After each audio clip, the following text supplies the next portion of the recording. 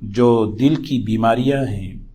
جس کی وجہ سے انسان کے ایمان کا، اس کے دین کا نقصان ہوتا ہے، ان بیماریوں میں ایک بہت بڑی بیماری ہے حرص و ہوس، جس کو اردو میں لالچ کہتے ہیں۔ یہ وہ بیماری ہے، یہ پیدا ہوتی ہے اس وقت جب انسان اپنی خواہشات کو حدود میں نہ رکھے،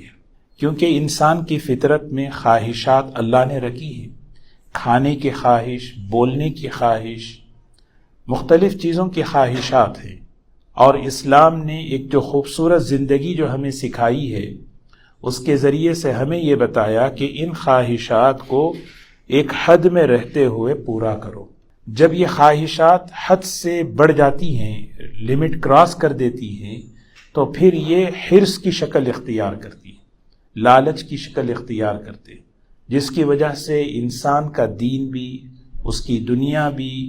اور اس کی صحت بھی، ہر چیز پر اثر پڑتا ہے۔ نبی کریم صلی اللہ علیہ وسلم نے مختلف حدیثوں میں ہمارا یہ مزاج، ہمارا یہ ذہن بنایا کہ اس دنیا کے ماحول میں ہم کس طرح رہنا ہے۔ دنیا میں مختلف چیزیں ہیں جو انسان کو متوجہ کرنے والی، اٹریکٹ کرنے والی اور اس کے دل کو لبھانے والی ہیں، لیکن اس دنیا میں رہتے ہوئے کیسے اپنی حفاظت کر کے گزرنا ہے۔ ایک حدیث میں آپ نے فرمایا ایاکم والشح، کیسی جامع اور کیسی مختصر بات آپ فرما رہے ہیں، حرص اور لالچ سے اپنے آپ کو بہت دور رکھو۔ پھر آپ نے فرمایا، جانتے ہو، صحابہ سے فرمایا،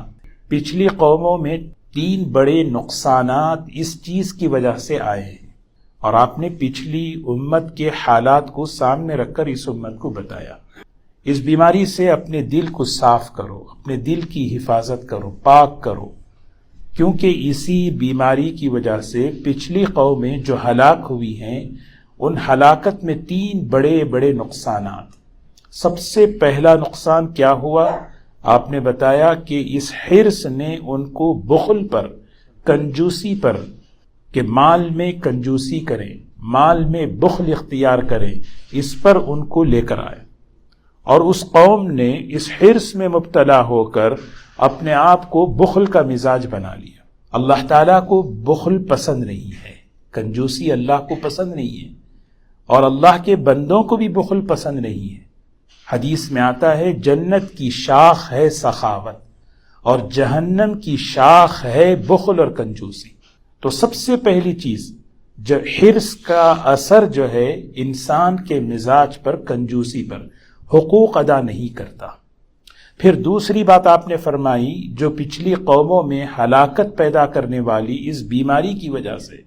فرمایا کہ اس وجہ سے انہوں نے اپنے رشتوں کو توڑا۔ حرص آدمی کے اندر آ جائے تو وہ آدمی رشتوں کو دیکھتا نہیں، رشتوں کے حقوق ادا نہیں کرتا،